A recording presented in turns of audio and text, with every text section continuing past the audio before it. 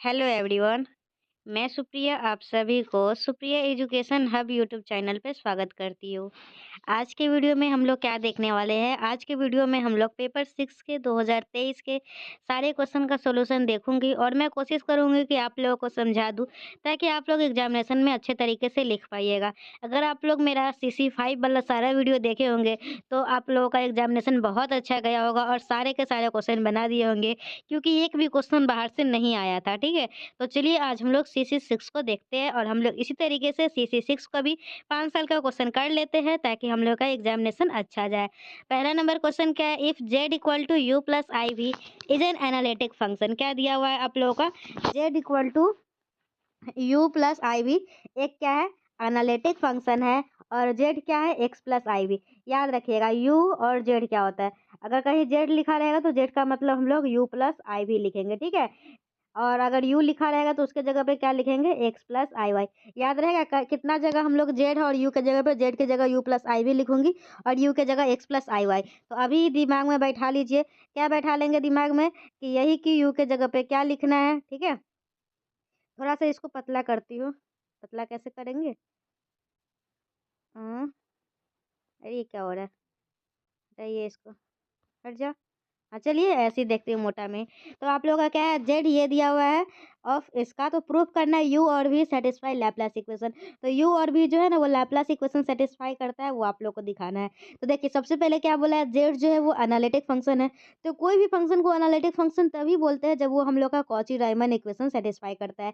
किसी भी फंक्शन को एनालिटिक कब बोलते हैं, कोई भी फंक्शन है आप लोग के पास एफ जेड, उसको हम लोग एनालिटिक बोलेंगे कब, अगर ये आप लोग का कॉची राइमन इक्वेशन सेटिस्फाई करता है।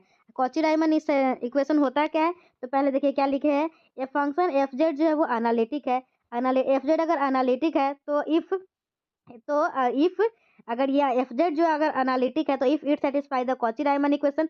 कॉची राइमन इक्वेशन होता है del u upon del x बराबर होता है del v upon del y के, और del u upon del y बराबर del u upon del y बराबर minus del v upon del x के बराबर होता है। ठीक है, तो याद रहेगा आप लोगों को ये del u upon del x किसके बराबर होता है, del v upon del y के, और del u upon del y बराबर होता है minus of del v upon del x के। ठीक है, तो यही आप लोग का कॉची राइमन इक्वेशन है। तो हम लोगों को क्या प्रूव करना है कि एफ जेड एनालिटिक है ना, तो आप लोगों का एफ जेड अगर एनालिटिक है तो ये लैप्लास इक्वेशन को सेटिस्फाई करता है। तो हम लोग को क्या प्रूव करना है कि to prove that u and v satisfy Laplace equation we need to show that, तो यू और भी लैप्लास इक्वेशन को सेटिस्फाई करता है।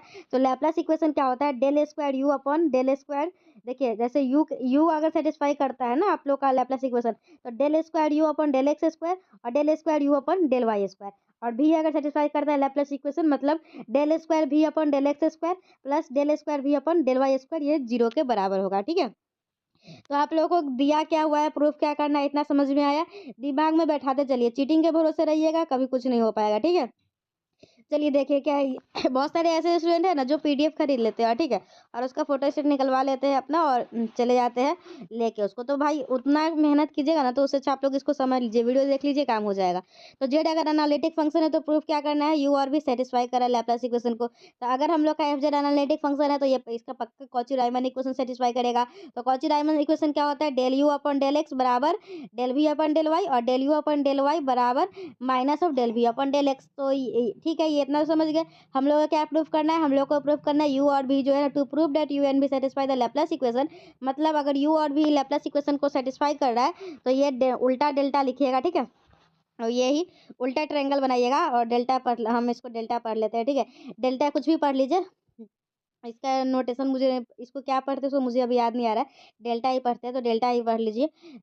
Delta square u, delta square u जो है वो किसके बराबर होगा, del square u upon del x square plus del square u upon del y square. ठीक है, मतलब यू नीचे में है ना एक्स और वाई बस चेंज करना है, अगर यू है ऊपर में भी यू ऊपर में भी यू, एक्स वाई चेंज करना है। यहाँ भी है तो ऊपर में भी और नीचे में भी। ठीक है, चलिए अब हम लोग का दिया क्या हुआ है, हम लोग का दिया हुआ है del u upon del x बराबर है del v upon del y के। ठीक है, गिवन डेट क्या दिया हुआ है, del u upon del x बराबर है del v upon del y के। तो हम लोग इसमें क्या करेंगे, डिफ्रेंशिएट करेंगे उसको विथ रिस्पेक्ट टू एक्स। क्या करेंगे हम लोग, डिफ्रेंशिएट करेंगे विथ रिस्पेक्ट टू एक्स, तो क्या हो जाएगा, del square u upon del x square, और इधर क्या हो जाएगा, del v upon del y था और एक्स के रिस्पेक्ट में किए हैं तो ऊपर तो डेल स्क्वायर भी हो गया और नीचे डेल वाई डेल एक्स आ जाएगा। ठीक है, तो यहाँ से del square u upon del x square आप लोग का वैल्यू आ गया del square v upon del y del x. अब हम लोग क्या करेंगे, differential equation two with respect to I we get. अब हम लोग का इक्वेशन टू जो था ना, देखिए जो पहला नंबर हम लोग का जो इक्वेशन था उसको डिफरेंशिएट किए हम लोग इसके रिस्पेक्ट में, और जो दूसरा नंबर इक्वेशन है उसको वाई के रिस्पेक्ट में डिफरेंशिएट करेंगे, ठीक है। तो हम लोग का जो इक्वेशन नंबर टू है, ठीक है, डेल स्क्वायर यू अपन जो डेल वाई वाला था, ठीक है, डेल यू अपन ये जो इक्वेशन था ना सेकेंड, क्या था सेकेंड इक्वेशन में लिखती हूँ, ये था आप लोग का del u upon del y था, और बराबर del u upon del y बराबर minus of del v upon del x. तो इसको हम लोग वाई के रिस्पेक्ट में डिफ्रेंशिएट करेंगे, तो क्या आ जाएगा, del square u upon del y square equal to minus of del square v del x del y, equation 4 आ जाएगा। अब हम लोग क्या करेंगे, इक्वेशन 1 को डिफ्रेंशिएट करके एक इक्वेशन लाए, एक इक्वेशन 2 को डिफ्रेंशिएट करके एक इक्वेशन लाए, तो 3 और 4 जो दो इक्वेशन आया दोनों को ऐड कर देंगे। तो एडिंग इक्वेशन 3 एंड 4, और हम लोग का क्या आ गया, डेल स्क्वायर यू, ये del square u plus del x square plus del square u plus del y square equal to this. और इसको हम लोग क्या लिख सकते हैं, इसको लिख सकते हैं डेल्टा स्क्वायर, ठीक है, delta square u equal to 0। और हम लोग को यही प्रूफ करना था, ठीक है, यही हम लोग का क्या बोलते हैं इसको, लैपलेस इक्वेशन है यू के फॉर्मेट में। ठीक इसी प्रकार भी के भी फॉर्मेट में है। तो सिमिलरली फॉर भी इक्वल टू दिस, अगर एग्जामिनेशन में चाहते थोड़ा पेज भरना और एग्जामिनेशन में पेज भरने का ही नंबर मिलता है, तो क्या कीजिएगा, जैसे यहाँ पे डेल यू अपन यहाँ पे del u upon del x equal to del v upon del y है ना, तो यहाँ पे ये लिखिएगा, उसमें क्या लिखिएगा, del v upon del y equal to del del del u upon del x, फिर इसको डिफ्रेंशिएट कीजिएगा तो del square v upon del y square आ जाएगा, फिर इसको आ जाएगा, और फिर इसी में del u upon del x equal to क्या आ जाएगा, यहाँ पे ये जो है ना, यहाँ तो भी है, तो del v upon del x क्या हो जाएगा, minus of del u upon del y, और फिर इसको डिफ्रेंशिएट कीजिएगा, फिर दोनों को जोड़ दीजिएगा तो भी वाला टर्म आ जाएगा। तो हम लोग का ये वाला भी पार्ट प्रूफ हो जाएगा। लेकिन अगर एग्जामिनेशन में अगर आपको थोड़ा आलस भी आएगा तो सिमिलरली भी लिख दीजिएगा, तो आप लोग का क्वेश्चन सही होगा। लेकिन अगर चाहते हैं पेज भरना, हर कोई चाहता है कि बहुत सारा पेज भरे, क्योंकि यूनिवर्सिटी के एग्जाम में आप लोग के ज्ञान से मतलब नहीं होता है, मतलब होता है कि आप अपने ज्ञान को कितने ज़्यादा पेजों में लिखा है, ठीक है। तो सिमिलरली फॉर भी, तो हम लोग इसमें सेटिस्फाई कर दिए और हम लोग का ये आंसर आ गया। यही हम लोग का लैपलेस इक्वेशन होता है। तो लैपलेस इक्वेशन याद रहेगा क्या होता है, उल्टा ट्रायंगल कैसे भी याद रखिएगा, डेल्टा का square u equal to del square u upon del x square plus del square u upon del y square equal to 0। अब हम लोग को सेकेंड नंबर क्वेश्चन क्या है, सेकेंड नंबर में क्वेश्चन है आप लोग का, find the radius of convergence of the power series. तो ये फर्स्ट सेमेस्टर में भी था, सेकेंड सेमेस्टर में भी है, क्या है, find the radius of convergence of the power series. तो हम लोग का रेडियस ऑफ कन्वर्जेंस निकालने का फार्मूला होता है, क्या होता है फार्मूला, हम लोग क्या करते हैं, दो फार्मूला होता है रेडियस ऑफ कन्वर्जेंस जो हम लोग निकालेंगे ना, तो हम लोग का दो फार्मूला होता है, दोनों फार्मूला को आप लोग को ध्यान रखना है। एक तो होता है UN के पावर 1/n, क्या होता है आप लोग को, UN के power 1/n, limit of n tends to infinity. और एक क्या होता है आप लोग को, एक होता है आप लोगों का जो रेशियो वाला होता है ना, UN+1/UN, और ये होता है आप लोगों का limit of n tends to infinity. Okay, तो हम लोगों का दिया हुआ है UN, क्या दिया हुआ है, पहले जो भी क्वेश्चन दिया हुआ है ना, उस समेशन के अंदर जो लिखा हुआ रहेगा उसको UN के फॉर्म में लिख दीजिएगा, ZN को हटा के, ठीक है। ये जो पावर सीरीज के फॉर्मेट में है तो ZN ये सब हटा के UN लिख देंगे, ZN को हटा के, तो ये क्या हो जाएगा, UN इक्वल टू 2⁻⁻n बट्टे 1+i n का स्क्वायर, ठीक है। तो UN हम लोग का आ गया। अब हम लोग UN के बाद क्या करेंगे, अब हम लोग करेंगे UN+1 निकालेंगे, क्या करेंगे, UN+1 निकालेंगे। तो n के जगह पे क्या रखेंगे, n+1, यहाँ पे n के जगह पे क्या रखेंगे, n+1। तो पहले हम लोग का क्वेश्चन में UN दिया रहेगा, UN के हेल्प से हम लोग UN+1 निकालेंगे। UN+1 कैसे निकालते हैं, तो n के जगह पे n+1 डाल देंगे, बात खत्म। उसके बाद क्या करेंगे, n+1 डिवाइडेड बाई UN हो जाएगा। UN+1 आपके पास है, UN भी है, दोनों को डिवाइड करेंगे। देखिए तो हम लोग डिवाइड करते हैं तो क्या होता है, जो UN होता है तो वो पलट जाएगा मल्टीप्लाई के फॉर्मेट में, ठीक है। तो हम लोग यहाँ पे देखिए 2 के पावर है -n+1, इसको क्या लिख सकते हैं, माइनस, अगर n से गुना हो जाएगा तो -n, और फिर इसमें भी गुना होगा तो -n, तो ये हो जाएगा, ठीक है। और यहाँ पे 1+i n² है ही, ये 2 के पावर -n है ही। अब ये आप लोग का 1+i × n+1 का स्क्वायर। ओके, तो देखिए आप लोग का इसके बाद क्या है, यहाँ तक तो कर लिए थे ना, तो यहाँ तक हो गया था। जस्ट वेट, मैं आप लोग को एक्सप्लेन करती हूँ। तो 2 के पावर -n+1 है, जिसको क्या ले सकते हैं, 2 के पावर -n-1, और डिवाइडेड बाई यहाँ पे 2 के पावर है -n है, ये दोनों को राइट साइड में रख के बाद में सॉल्व करेंगे। तो देखिए 2 के पावर -1 है, 2 के पावर -1 है, और फिर क्या है 2 के पावर, अगर हम लोग इसको इसको देखिए, ये इसको 2 के पावर -1 लिख सकते हैं, कैसे लिख सकते हैं, गुना में रहता है तो पावर प्लस होता है, तो minus n plus minus minus one हो जाएगा। तो ये 2 के पावर माइनस एन को हम लोग जो है ना 2 इनवर्स उसको हम लोग नीचे भेजेंगे तो 1 2 हो जाएगा। 2 इनवर्स है तो नीचे जाएगा तो 2 हो जाएगा। तो ये आप लोग का यहाँ पे 2 आ जाएगा, ठीक है। और 2 के पावर माइनस एन से कट जाएगा तो ये 1/2 बचेगा और ये वाला टर्म बचेगा। अब हम लोग क्या करेंगे, इसमें un प्लस 1/1 निकाल लें तो ये आया है। तब हम लोग इसमें कॉमन देखेंगे, ठीक है। क्या देखेंगे हम लोग, कॉमन देखेंगे, जो भी कॉमन होगा उसको निकालेंगे। अब हम लोग n टेंस टू इनफाइनाइट को पुट करना है, ठीक है। क्या करना है हम लोग को, ये जो भी un प्लस 1 है ना ये n टेंस टू इनफाइनाइट लेना है। तो हम लोग का यहाँ से क्या आ जाएगा, अगर इनफाइनाइट में कोई भी छोटा सा टर्म ऐड कीजिएगा तो वही एज इट इज रह जाएगा, ठीक है। और यहाँ पे अगर क्या है एन में n प्लस 1 का n प्लस आई इंटू एन प्लस 1 का स्क्वायर में 1 ऐड कीजिएगा, इनफाइनाइट में कोई भी टर्म ऐड कीजिएगा तो क्या ही होगा, ठीक है। तो ये भी कट जाएगी तो इसको भी हटा देंगे तो ये आई एन स्क्वायर अपन ये हो जाएगा, ये आई से आई कट जाएगा, ये एन स्क्वायर अपन ये हो जाएगा। अब इसमें क्या क्या करेंगे हम लोग, अब हम लोग इसमें एन स्क्वायर कॉमन ले लेंगे, ठीक है। क्या ले लेंगे हम लोग इसमें, एन स्क्वायर कॉमन ले लेंगे। तो यहाँ से एन स्क्वायर है, यहाँ से कट गया तो यहाँ n प्लस 1/n, यहाँ पे इन्फाइनाइट डालेंगे तो 1/इन्फाइनाइट क्या आ जाएगा, 0 आ जाएगा। और यहाँ पे ये सारा वैल्यू कट कट जाएगा, ठीक है। कॉमन लेने के बाद हम लोगों का सिर्फ और सिर्फ पूरा काटने उठने के बाद जो बचेगा वो 1/2 बचेगा, ठीक है। आप लोग खुद से कीजिएगा ना तो खुद दिख जाएगा कहाँ पे क्या हो रहा है। तो यहाँ पे क्या वैल्यू आ गया, limit n tends to infinity un plus 1/n un plus 1 divided by un क्या आ गया 1/2। The ratio is infinite and less than 1, तो this series converges for all x. तो 1/r, देखिए हम लोग का जो फार्मूला जो मैं फार्मूला था ये 1/r इक्वल टू होता है limit of n tends to infinity un plus 1 divided by un, ठीक है। क्या होता है रेडियस ऑफ कन्वर्जेंस का फार्मूला, ये मार्कर मोटा है लेकिन पतला कैसे करूँ मुझे पता नहीं, ठीक है। इसलिए मैं इससे क्या होगा, ये देखिए आप लोगों का क्या होता है फार्मूला रेडियस ऑफ कन्वर्जेंस का, दो फार्मूला होता है। एक होता है 1/r equal to limit of n tends to infinity un plus 1 divided by un। तो ये 1/r का वैल्यू आया 1/2, तो r का वैल्यू 2 आ जाएगा। फिर नेक्स्ट क्वेश्चन है, तो नेक्स्ट क्वेश्चन में हम लोग का un दिया हुआ है। un कैसे लिखते हैं, तो z के पावर n वाला छोड़ देते हैं और बाकी टर्म un हो जाएगा। तो यहाँ से फिर हम लोग क्या करेंगे, यहाँ से हम लोग un प्लस 1 निकालेंगे। क्या करेंगे, un प्लस 1 निकालेंगे तो n के जगह पे n प्लस 1 डालेंगे, बाकी एज इट इज रहेगा। फिर हम लोग क्या करेंगे, un plus 1 divided by un निकालेंगे, ठीक है। तो हम लोगों का ये वाला टर्म है ही, और उसको un को un जो है उसको जो था ना उसको उल्टा करके मल्टीप्लाई में लिख देंगे। और फिर जो भी कटने कुटने वाला होगा खुद से कीजिएगा, आराम से होगा, इसमें कोई रॉकेट साइंस नहीं होता है। थोड़ा सा मैं एक्सप्लेन करती हूँ आप लोगों को। यहाँ पे n प्लस 1 का होल स्क्वायर ये वैसे ही है, इसको टू देखिए 2n प्लस 2 का फैक्टोरियल है ना, तो n फैक्टोरियल का क्या मतलब होता है, अगर मान लीजिए 5 फैक्टोरियल है आपके पास तो लिखते हैं हम लोग 5 गुने 4 गुने 3 गुने 2 गुने 1, ठीक है। 1 तक लिखते हैं, जब तक 1 नहीं आता है ना तब तक लिखते रहते हैं। तो यहाँ 2n प्लस 2 है तो इसको तोड़ना चाहेंगे तो कैसे लिखेंगे, 2n plus 2 into 2n plus 1 into 2n into 2n minus 1, इस तरीके से जाते जाएगा, ठीक है।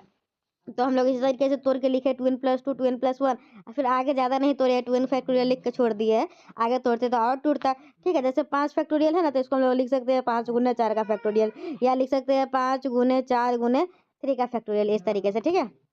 आगे लिखने का मन नहीं है तो फैक्टोरियल लगा कर छोड़ सकते हैं। तो यहाँ से हम लोग का जो ऊपर है ये 2n से 2n कट जाएगा और ये वाला टर्म बचेगा। यहाँ पे n प्लस 1 का स्क्वायर है, ठीक है।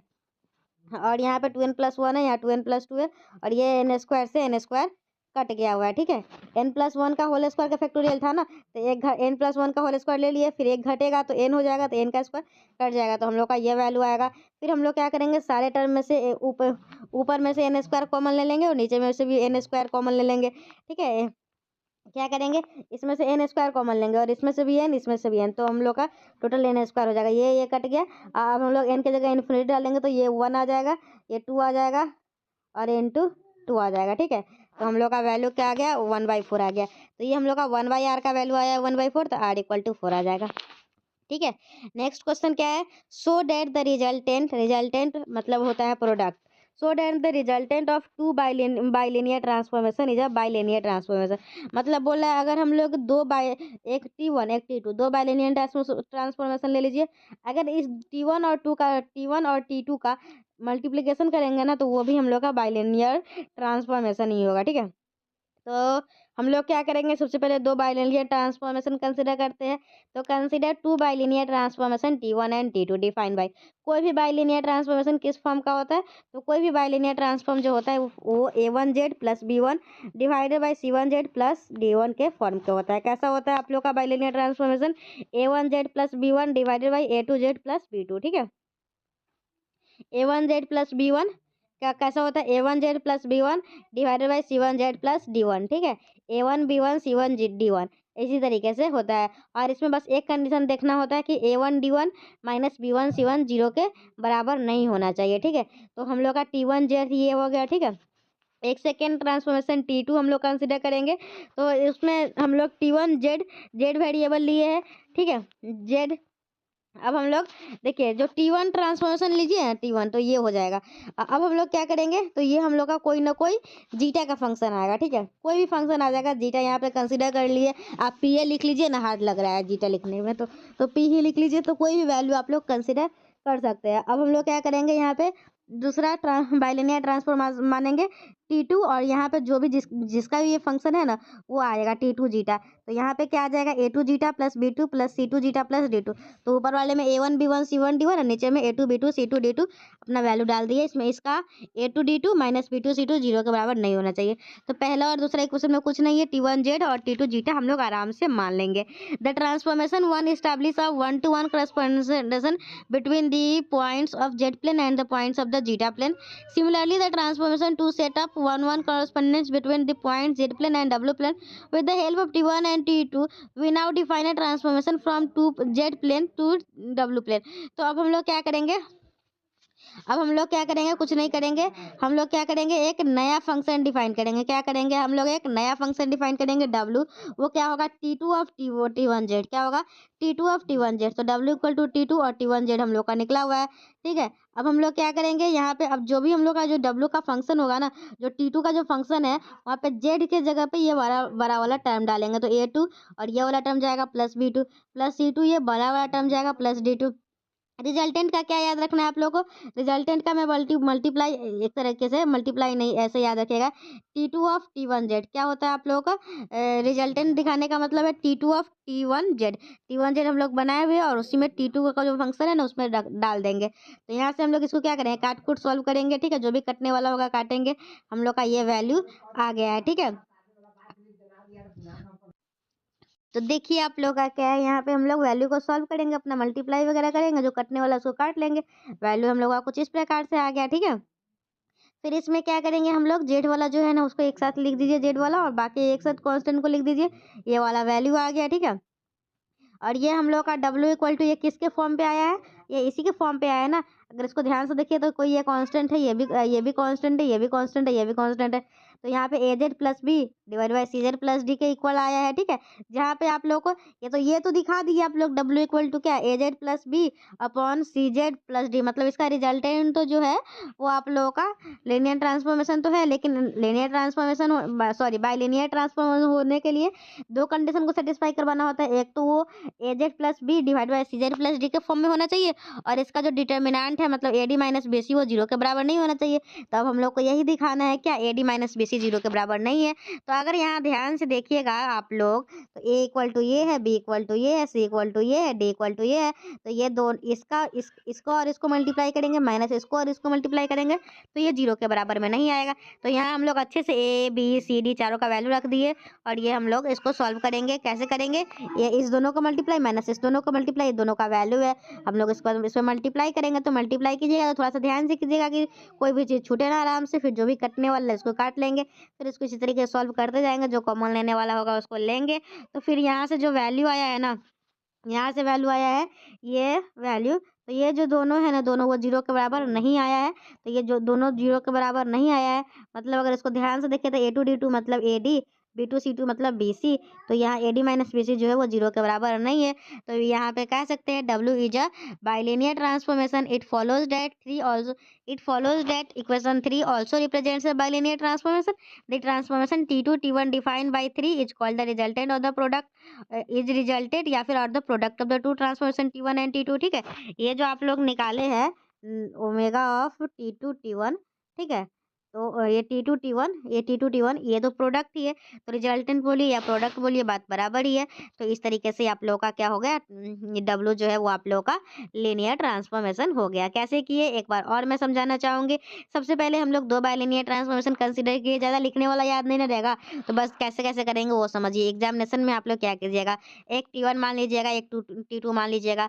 T1 मान लीजिएगा एक बाइलिनियर ट्रांसफॉर्मेशन है, तो उसी के फॉर्मेट में अगर कोई भी बाइलिनियर ट्रांसफॉर्मेशन होता है तो कैसा होता है, A1Z plus B1 divided by C1Z plus D1, और इसमें उसका जो डिटर्मिनेंट होता है AD1 माइनस B1C1 वो 0 के बराबर नहीं होना चाहिए। एक दूसरा लीनियर ट्रांसफॉर्मेशन मान लीजिएगा T2, तो T2 कैसे मान लीजिएगा A2, और यहाँ पे जो वैल्यू आता है ना T2 यहाँ पे जैसे ये मान लीजिए इसको सॉल्व करने पे कोई भी जीटा का फंक्शन आया, ठीक है, तो वही जीटा इसमें डालते हैं। तो यहाँ पे जीटा मुझे भारी लग रहा है, तो 2 मिनट के लिए यहाँ पे P लिख देते हैं, ठीक है, नहीं जीटा ही लिख दिए, जब जीटा ही से सॉल्व किया तो जीटा ही लिखते हैं, ठीक है। तो यही हम लोग का, और उसके बाद क्या करेंगे T1Z निकाले, फिर क्या किए T2 जीटा निकाले, तो यहाँ पे A2Z के जगह पर जीटा डालेंगे, बाकी as it is A2 B2 C2 D2 रख देंगे, और इस दोनों का मल्टीप्लीकेशन जो है ना का difference determinant A2 D2 minus B2 C2 0 के बराबर नहीं होना चाहिए, ठीक है। The transformation 1 establish a 1-to-1 correspondence between the point Z plane, ठीक है, and the point of zeta plane. तो ये जो हम लोग का ये जो पहला इक्वेशन है वो जेड और जीटा में 1-to-1 कॉरस्पॉन्ड्स है, ठीक है। सिमिलरली जो आप लोग का 2 है वो W और जीटा 2 में 1-to-1 कॉरस्पॉन्डेंस है, ठीक है। Similarly the transformation 2 setup 1-to-1 correspondence between the point zeta plane and W plane. With the help of T1 and T2 we now define a transform from Z plane to W plane. तो अब हम लोग क्या करेंगे, एक transformation define करेंगे। ये हम लोग का जेड प्लेन था, जेड प्लेन के बाद हम लोग का जीटा प्लेन आया, जीटा प्लेन के बाद हम लोग का डब्लू प्लेन आया। तो जीटा प्लेन जो था वो T1 था, डब्लू प्लेन था जो T2 था। तो हम लोग एक डब्लू को डिफाइन करेंगे, क्या करेंगे हम लोग एक अपने से डब्लू को डिफाइन करते हैं। डब्लू किसके बराबर है, T2 T1, और यहाँ पे जेड का फंक्शन ले लिए। डब्लू किसके बराबर है, T2 T1 और जेड का फंक्शन। तो T2 T1Z हम लोग का क्या है, A1Z plus B1 divided by C1Z plus D1, और T2 और तो T2 ऑफ दिस, तो W इक्वल टू जो था हम लोग का फंक्शन, उसमें जो Z के जगह पे है वो ये वाला पूरा टर्म रखना है, तो यहाँ पे A2Z प्लस ये डाल देंगे। फिर हम लोग अपना काट कूट कर लेंगे। फिर हम लोग पहला चीज़ दिखा देंगे, वो बाइलिनियर ट्रांसफॉर्मेशन के फॉर्मेट में आ गया। दूसरा डिटर्मिनेंट वाला दिखाना है, तो इसको भी हम लोग दिखा देंगे, ठीक है। नेक्स्ट क्वेश्चन क्या है, सो स्टेट एंड प्रूव, क्या है, state and prove Cauchy integral formula for derivative of an analytic function. तो अब आप लोगों को कॉची इंटीग्रल फार्मूला को डिराइव करना है। तो कॉची इंटीग्रल फार्मूला क्या कहता है कि अगर आप लोग का एफ जेड जो है एक एनालिटिक फंक्शन है within on a close contour C and if A is any point within C, then देखिए अगर आप लोग का एफ जेड जो है वो एक एनालिटिक फंक्शन है क्लोज सर्कल में, ठीक है, एक क्लोज सर्कल में ही बोलिए। एफ जेड अगर एनालिटिक फंक्शन है क्लोज सर्कल में, तो आप लोगों का अगर उस काउंटर के अंदर उस इसमें काउंटर डिफाइन है, काउंटर के अंदर, ठीक है, या फिर उसके जो भी हम लोग डिफाइन किए हैं उसके अंदर एक ए पॉइंट होगा ना, उस सी में एक ए पॉइंट होगा, तो वो जो ए है ना, वो एफ ऑफ ए बराबर होगा 1/2 पाई आई, किसके बराबर होगा, 1/2 pi i integration of c f z upon z minus a d z. याद रहेगा कॉची इंटीग्रल फार्मूला का स्टेटमेंट क्या कहता है कि एफ जेड जो है वो एनालिटिक फंक्शन होगा एक क्लोज्ड काउंटर में, तो अगर उसमें से कोई ए पॉइंट लेंगे तो वो ए पॉइंट बराबर होगा f of a equal to 1/2 pi i integration of c f z upon z minus a d z, ठीक है। तो हम लोग को प्रूफ करेंगे, तो प्रूफ कैसे करेंगे, हम लोग का सर्कल का इक्वेशन होता है, इक्वेशन ऑफ सर्कल क्या होता है, अगर इस C1 को इक्वेशन ऑफ C1 सर्कल का इक्वेशन लिखना चाहे तो ये होता है z minus a equal to r, क्या होता है, z minus a equal to r. इस सर्कल का इक्वेशन क्या होता है, z minus a equal to r. तो यहाँ से z minus a equal to r है, क्या है, z minus a equal to r है, ठीक है। तो हम लोग इसमें क्या करेंगे, हम लोग यहाँ पे लिखेंगे z minus a equal to r e के पावर आई थीटा। क्या होता है? Z minus a equal to r e के पावर आई थीटा। याद रखिएगा इक्वेशन ऑफ सर्कल क्या होता है? जेड माइनस ए का मॉडुलस आर के बराबर और z minus a equal to r into e के पावर आई थीटा। तो यहाँ से जेड का वैल्यू निकालेंगे तो क्या आ जाएगा? ए प्लस आर ई आई थीटा। अब हम लोग डिजिट निकाल लेंगे, इसको डिफ्रेंशिएट करेंगे तो ये तो ए कांस्टेंट है तो ये तो जीरो हो जाएगा और इसका डिफ्रेंशिएशन क्या हो जाएगा? एज इट इज रहेगा। बस इसका जो कोफिशिएंट है ना थीटा के साथ आई वो मल्टीप्लाई में हो जाएगा। तो जेड भी आ गया, डिजेड भी आ गया। ठीक है, अब हम लोग को क्या निकालना है? ये वाला। क्या निकालना है? ये वाला। तो क्या निकालना है? F z upon z minus a d Z. क्या निकालना है? F z upon z minus a d Z और इंटीग्रेशन ऑफ सी। तो यहाँ एफ जेड है, जेड माइनस ए है, डी जेड है। एफ जेड हम लोग एफ एफ तो हम लोग के पास है, ये जेड का वैल्यू हम लोग निकाले हैं। जेड का वैल्यू क्या है? ये तो एफ के जगह पे एफ और जेड के जगह पे जेड रख दीजिए। जेड माइनस ए, जेड के जगह पे क्या है आप लोग का? जेड के जगह पे जो वैल्यू है, जेड के जगह पे क्या है? ए प्लस आर ई के पावर आई थीटा माइनस ए करेंगे तो ए कट जाएगा, ये बचेगा। और डीजेड का भी वैल्यू निकाले हुए फिर जो भी कटने कुटने वाला है उसको हम लोग क्या करेंगे? काट लेंगे। क्या करेंगे? जो भी कटने वाला है वो ई के पावर आई थीटा, ई के power i theta, r cut गया तो एफ ऑफ ए के power r e theta d theta बचा। तो अब हम लोग क्या लिख सकते हैं? आर जो है ना वो बहुत ही छोटा है। क्या है?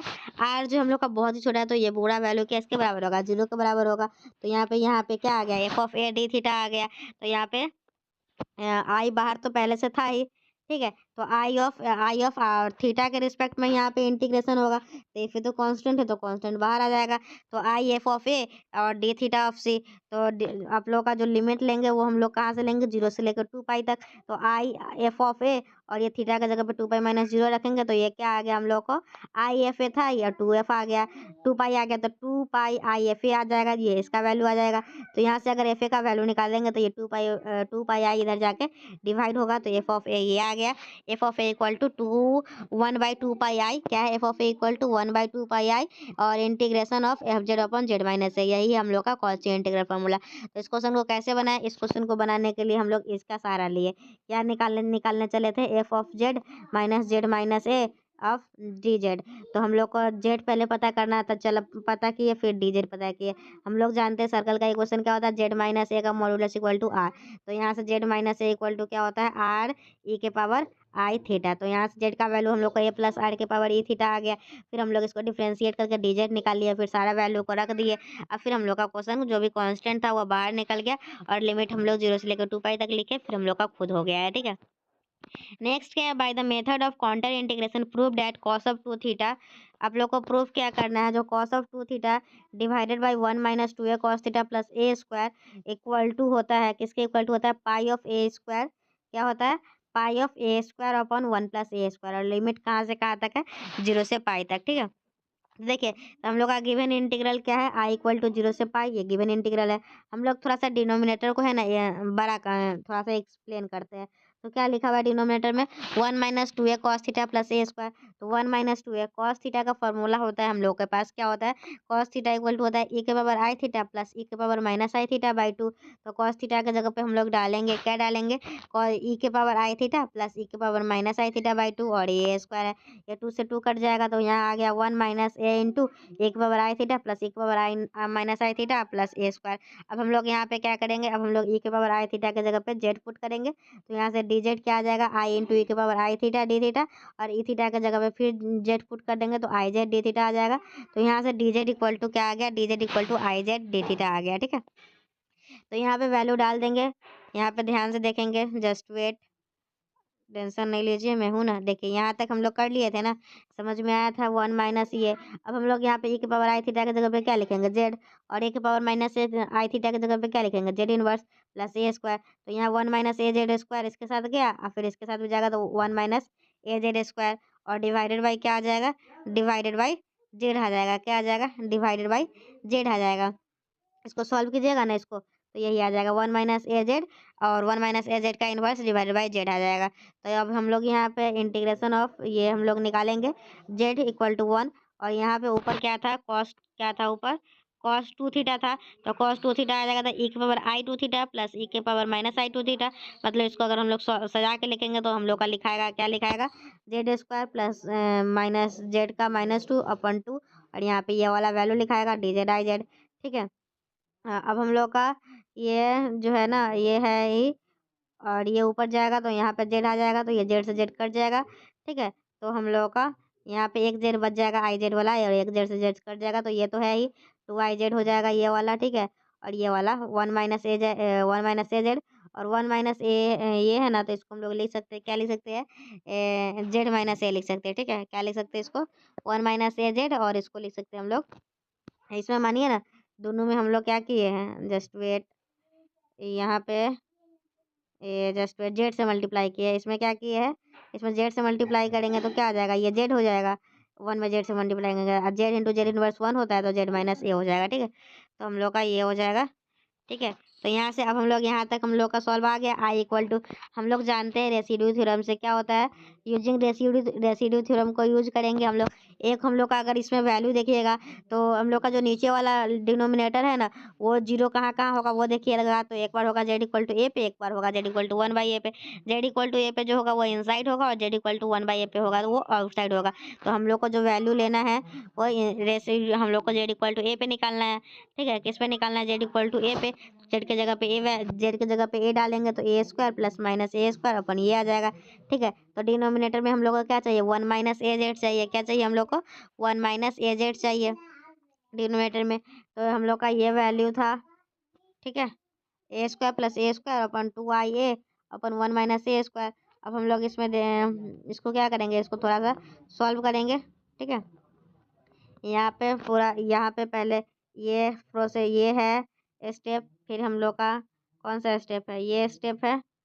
ठीक है, यहाँ से हम लोग वैल्यू को सॉल्व करेंगे ना, तो ये पहले की है a² प्लस 1/a, ए के पावर -2 को 1/a² लिख सकते हैं। ठीक है, और हम लोग इसको सॉल्व किए हैं पूरा, तो थोड़ा हम लोग का वो क्या आ गया है, वैल्यू जो आया है, इसको सॉल्व किया है, इधर सॉल्व किया। ठीक है, यहाँ पे आ गया है a³ ये वाला, यहाँ पे गया फिर यहाँ पे थोड़ा सा गलती हो गया था, तो a² प्लस 1/a² अपन ये है 2 πi इंटू 1 - a²। तो यहाँ पे हम लोग का इसके बाद कहाँ गया है, यहाँ पे गया है, तो इसके बाद ये सॉल्व किया, फिर ये सॉल्व किया है, तो हम लोग का वैल्यू यहाँ से क्या आ गया है, ये आ गया है, क्या आ गया है, a² अपन 1 + a²। तो हम लोग जानते हैं, क्या जानते हैं रेसिड्यू थ्योरम से, कि 2 πi इंटू रेसिड्यू, तो 2 πi हम लोग का है ही, ये क्या वैल्यू आया है, a² अपन 1 + a²। तो यहाँ से आई का वैल्यू आ गया πa² अपन 1 + a²। ठीक है, तो अब हम लोग का लॉन्ग क्वेश्चन है, तो लॉन्ग क्वेश्चन हम लोग नेक्स्ट वीडियो में देखेंगे। आज की वीडियो में हम लोग क्या देखें, आज की वीडियो में हम लोग 2023 में पूछे गए सभी हम लोग शॉर्ट क्वेश्चन को देखे हैं। मिलते हैं अब हम लोग नेक्स्ट वीडियो में, till then bye and thank you and thanks for watching my video.